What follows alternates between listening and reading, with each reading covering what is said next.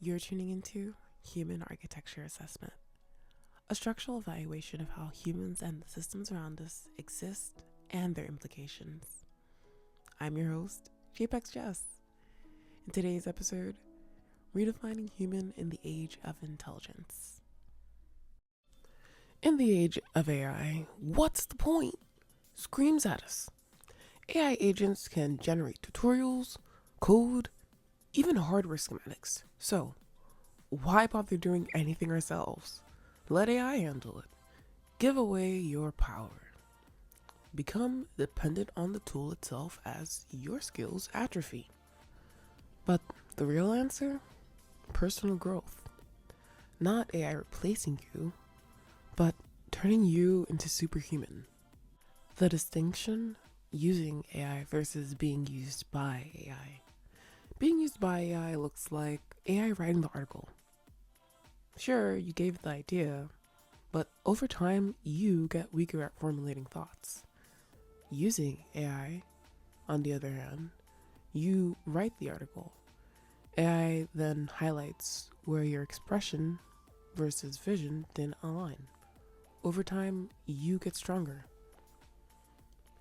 With this approach, using AI as a mirror to help identify the mental gaps, the gap between reality and vision, between what you meant and what you wrote. AI can show you where your thinking breaks down. AI doesn't make you obsolete. AI makes gaps visible. You close the gaps, you become superhuman. Many will try to use AI as a shortcut, but live long enough and you know there is no shortcut. Pay now or pay later. You have to pay at some point. The work is inescapable. And the prompt engineering illusion, most people think getting better at prompt engineering is the key.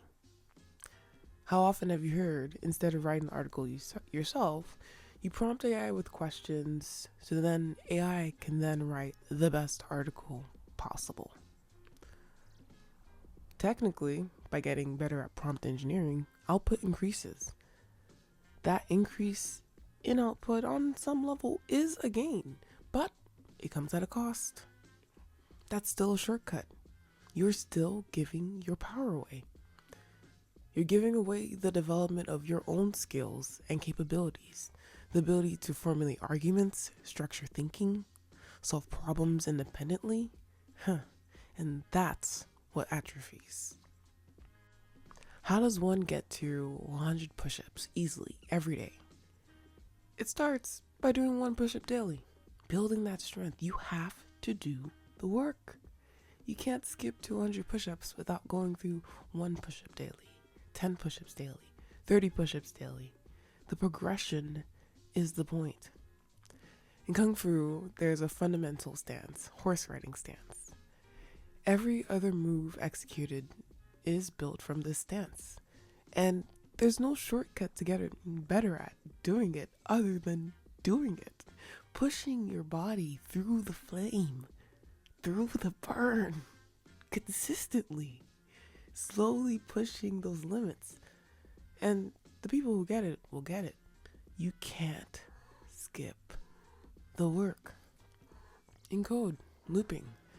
How do you make a computer or function execute something 100 times, one step at a time?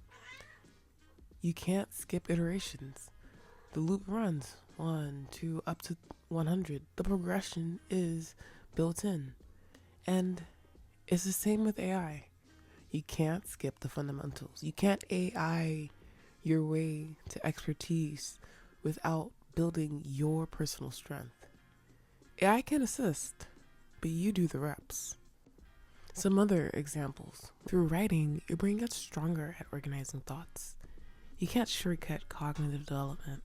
When you're coding, you understand architecture deeply. You understand language nuance better. You can't shortcut pattern recognition. And problem solving.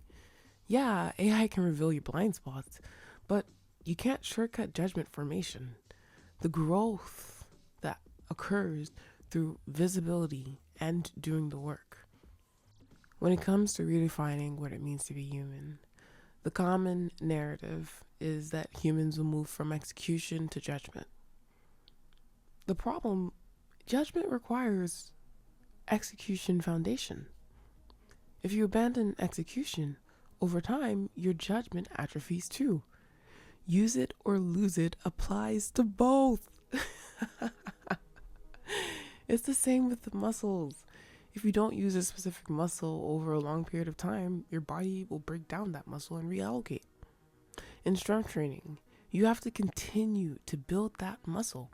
And it's also the reason why, once you turn 30, your muscles begin to atrophy every year that you don't use them. Research shows muscle mass decreases approximately 3 to 8% per decade after age 30, with rate accelerating after 60. The source, Current Opinion in Clinical Nutrition and Metabolic Care, 2004. But here's what matters. Strength training can reduce mortality by 15 to 23% in older adults, with maximum benefits at just 30 to 60 minutes per week. Source, American Journal of Preventive Medicine, 2022, and the British Journal of Sports Medicine, 2022. Look at senior citizens, the ones who incorporate some level of strength training into their routine, whether it's natural strength training, walking, daily movement, calisthenics, or going to the gym and lifting weights. They have a much more vibrant life than those who don't. The research proves it. Same with execution and judgment. Stop executing, judgment muscles atrophy. You can't maintain sharp judgment without continuing to exercise execution. If you take a look at junior engineers, the ones without a foundation using AI, what does it look like when something eventually breaks and they have to debug? Well, they copy the stack trace to AI, AI gives a suggestion, they copy and paste AI's suggestion, and the code works. There's no understanding why, no discernment, and when it breaks differently, the copy and paste cycle repeats. High output, zero foundation. And with this approach, AI no longer a tool, but a crutch. It can't grow. The progression was skipped. Compare that with a senior using AI. The senior, with the foundation, their capabilities are amplified. We're moving towards a state where our interface is shifting. Towards a state where thought becomes execution. In that world, quality of thought becomes everything. But quality of thought was built through execution. You can't skip the progression. You can't skip the progression. When AI implements faster, in-person value increases. When you take a look at how AI is redefining career development and redefining remote work, we find that in-person value increases, not for micromanagement, but for human connection and career visibility. 2 to 3 days in the office becomes the norm. Not 5, that's an archaic model, but not fully remote either. Career development suffers for most, and the research backs this up. A randomized control trial at C-Trip found fully remote workers saw promotion rates fall by approximately 50% compared to office workers, despite a 13% increase in productivity. The Quarterly Journal of Economics, 2015. But here's the critical update.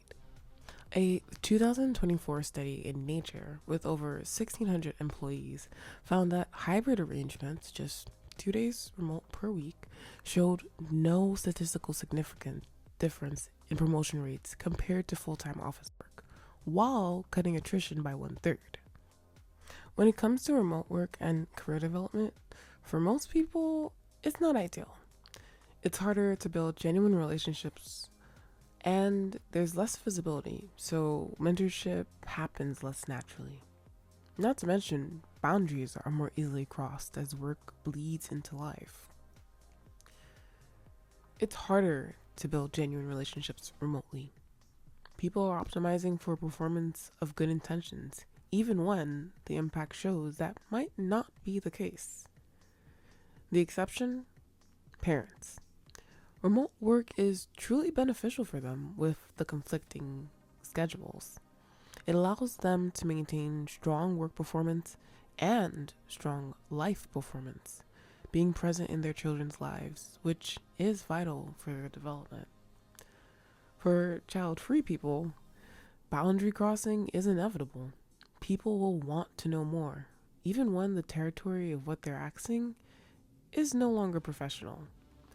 And when you don't share, you risk being viewed as cold, detached, or not a team player. AI isn't just redefining office work, it's happening everywhere AI can replicate human output. And cue the rise of AI avatars, the era where we humans contribute what AI cannot. Take a look at the supermodel. A large part of their physical presence before the rise of AI avatars were required for shoots. Now, an AI agent can be trained on a model's likeness, and that creative director takes any direction. Now, yeah, sure, there are contracts and boundaries put in place, but for the most part, that creative director can take any direction. The point is, the physical presence of said supermodel is not necessary. Where is the presence most valued? On the runway, in person, with other humans. In person matters now more than ever. The person component adds layers such as that are tangible, aromatic, visual, and spiritual. From the physical presence you feel, the scent, the atmosphere that person comes with, not just their visual image, but the way they move in space and light, and their energy and presence that transmits in person but is often obstructed online. With the rise of AI avatars, holographic technology has been reignited for stage performances. The technology has been used since 2010 for holographic displays and stage performances, with holographic theory coming out in 1947.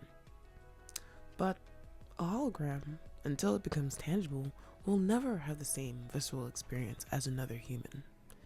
It's a projection, not a presence. In the new world we live in, AI handles implementations, but humans need each other more, not less. 2 or 3 days in office becomes the norm. Not 5, that's outdated. Natural professional boundaries plus human connection plus the full sensory presence. That becomes the new balance. The work is inescapable. Pay now and do your fundamentals using AI as a mirror, or pay later when you realize you have no fundamentals. It's not, what can I still do that AI can't? Working remotely, isolated, staring at screens all day, that's not the future. It's, how do I use AI to become more capable?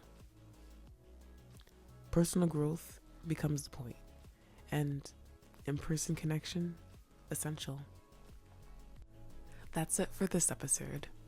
And remember, people make excuses for what they want. What do your excuses reveal?